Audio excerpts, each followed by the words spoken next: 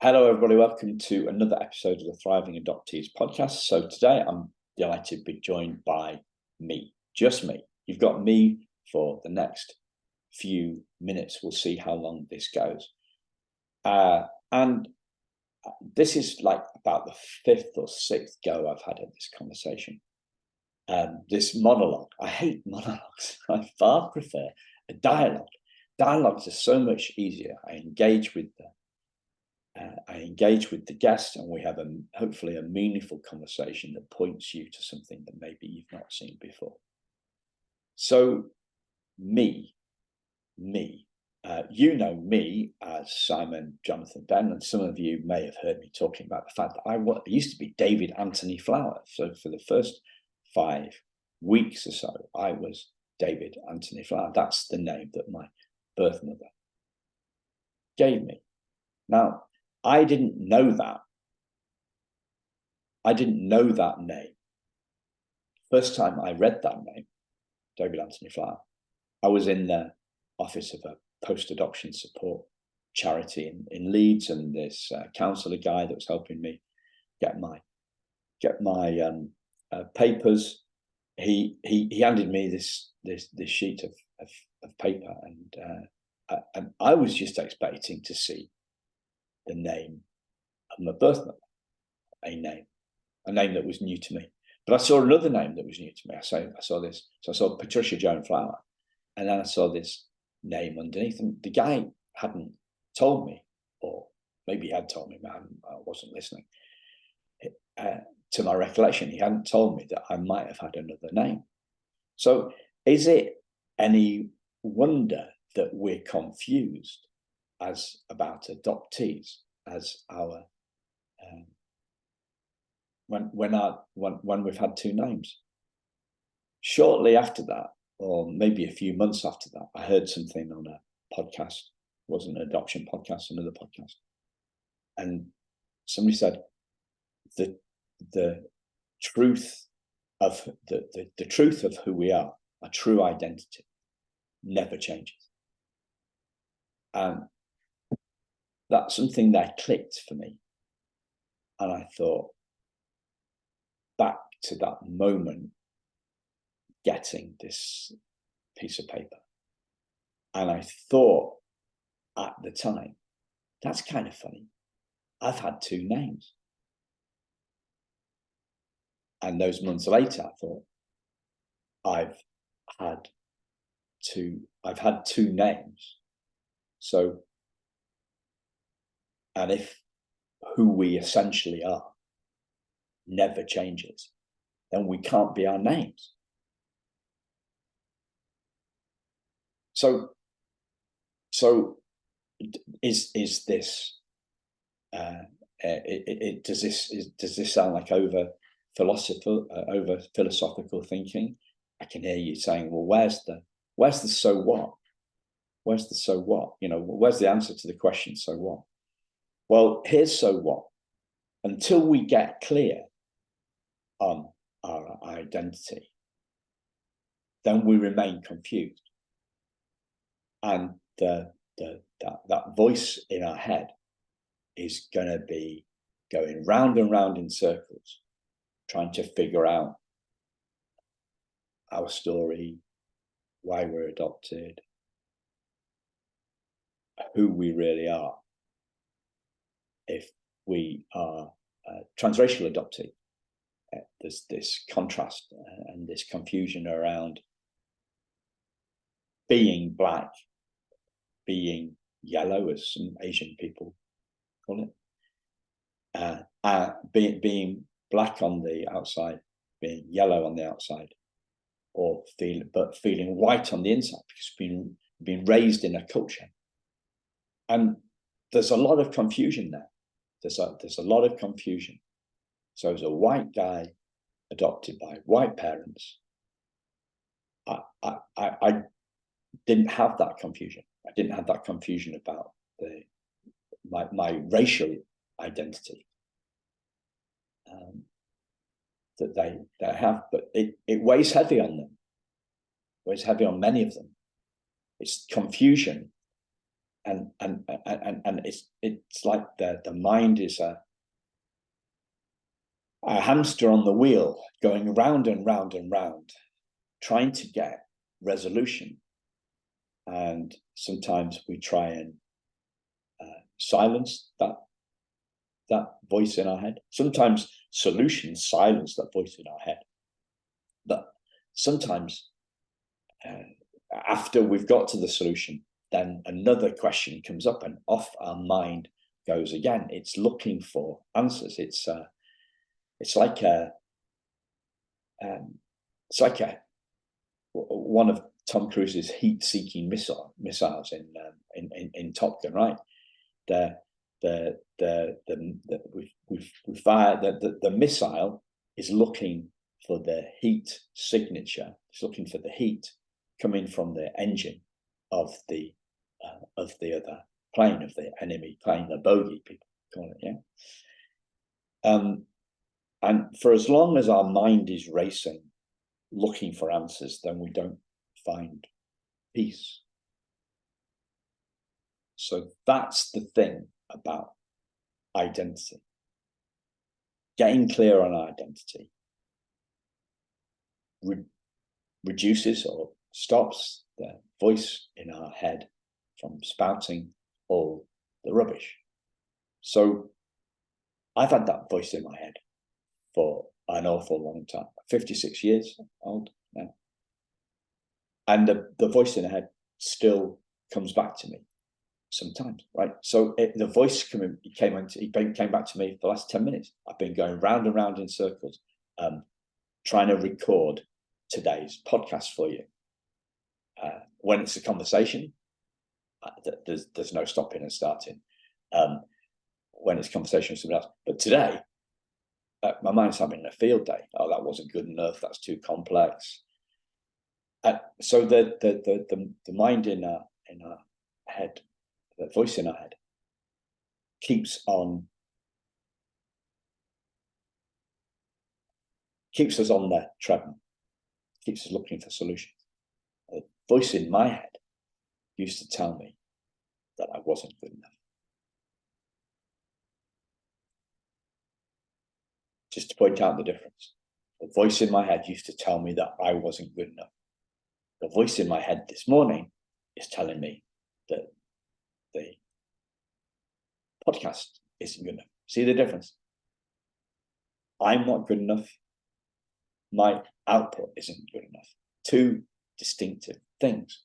So the essential voice in our heads as adoptees often ask that question. What's wrong with me? In my case, why didn't she love me enough to keep me? She, my birth mother. Why didn't she love me enough to effing keep me? And there was a lot more swear words around it. And that's the voice in our head. And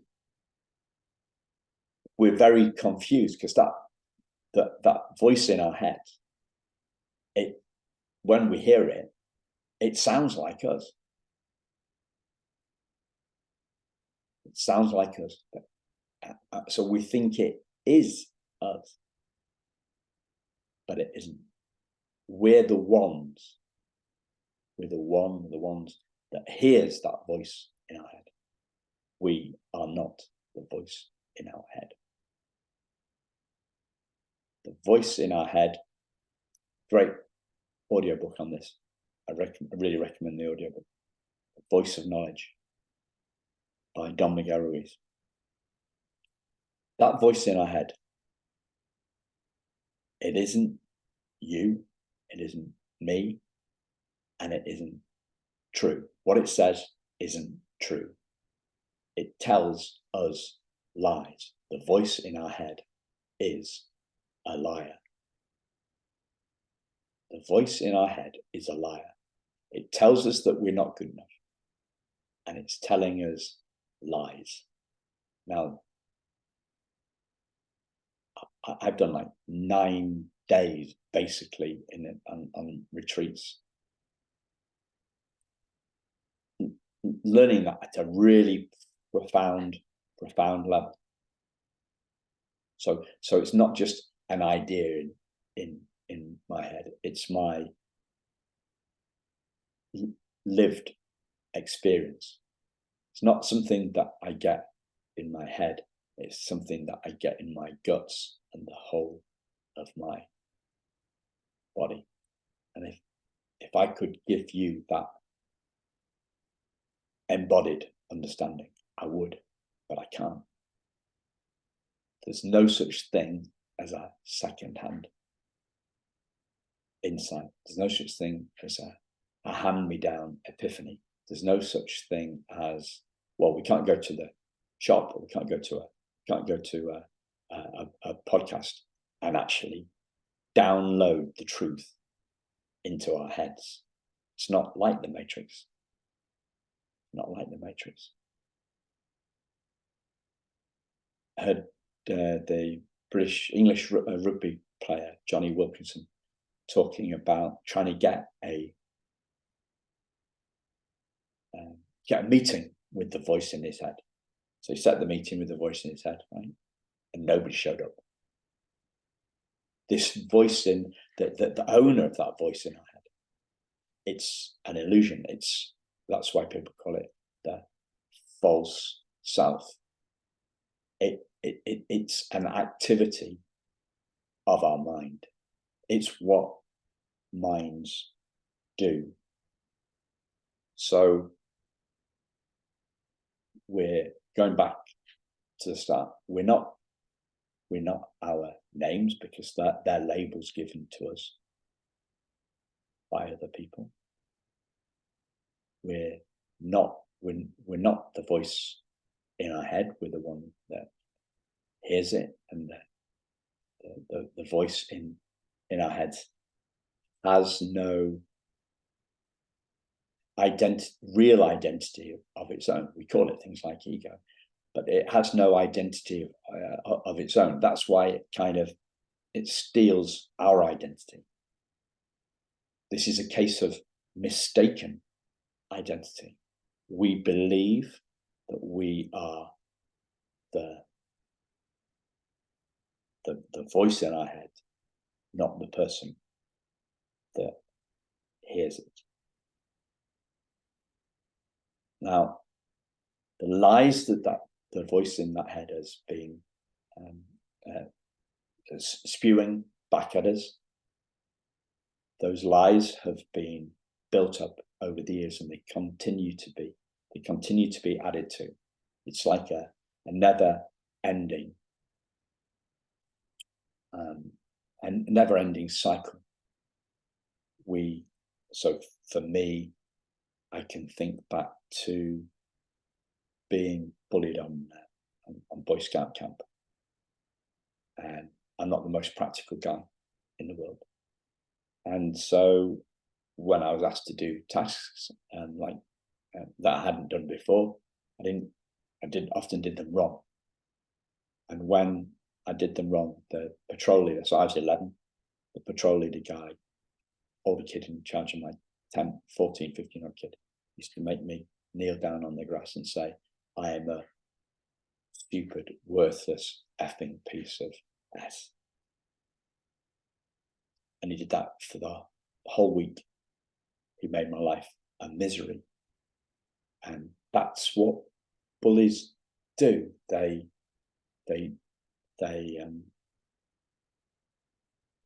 fill our heads with rubbish.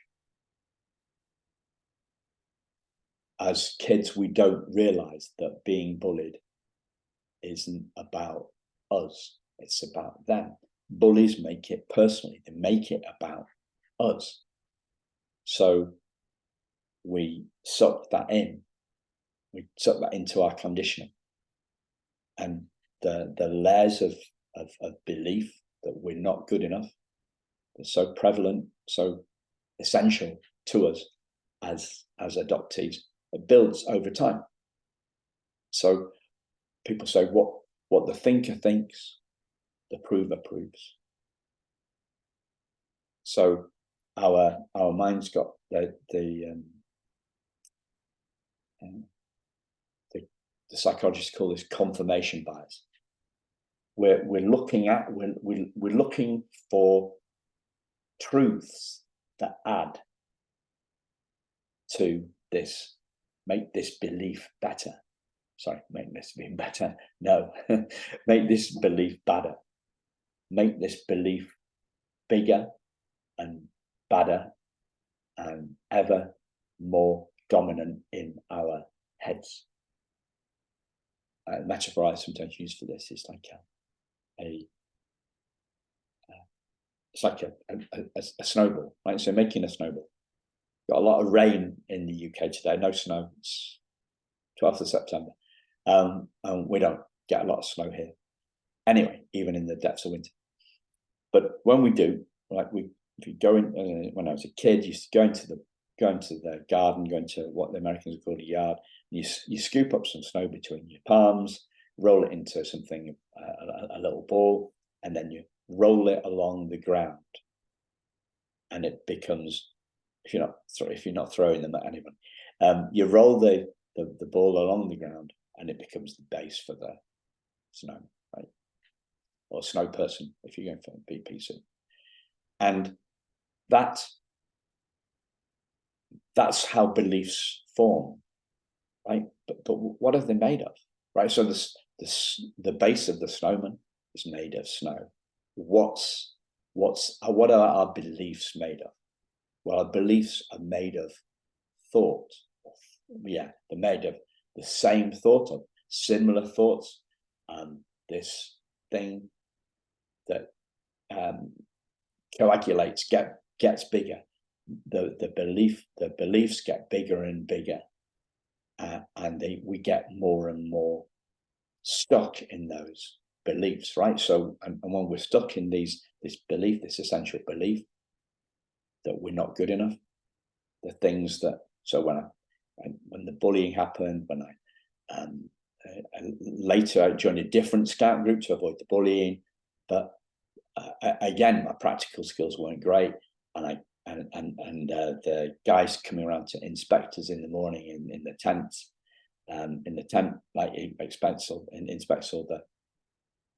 the washing kit stuff, and one of the kids whoever done the washing up hadn't done it right, and the adults who were doing the inspection of our tent, he wrote pathetic in the oil, in the grease that was left behind in the frying pan, because I hadn't checked the washing up. So pathetic.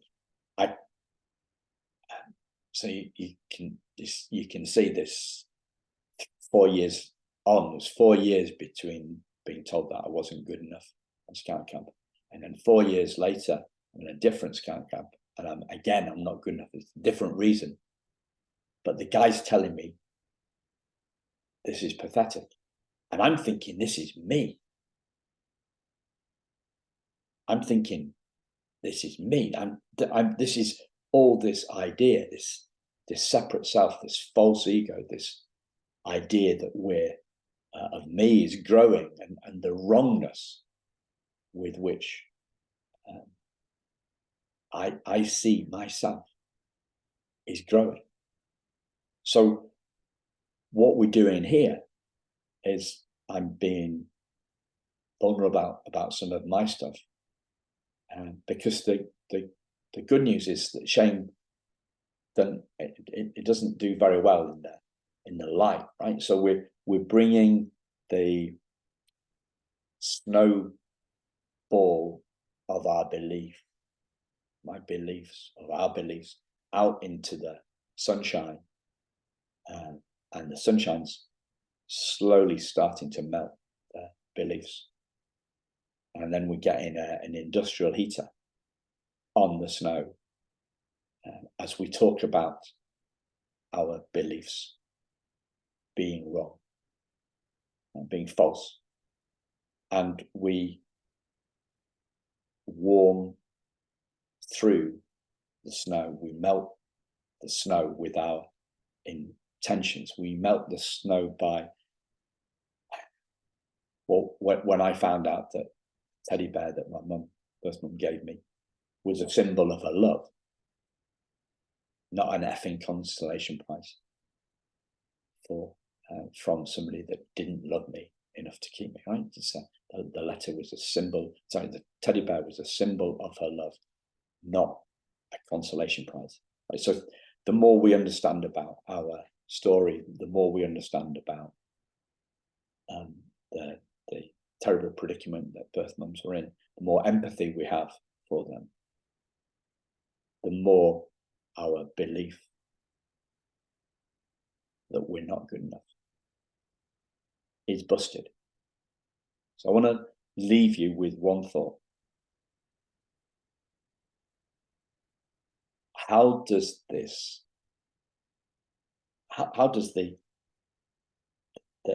babies or the kids' agony of relinquishment,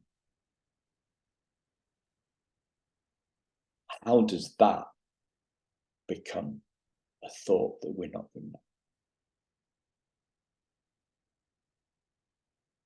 How has that happened? How does that happen for you? How has that happened for you? And what if that belief isn't true? Thanks a lot. Speak to you soon.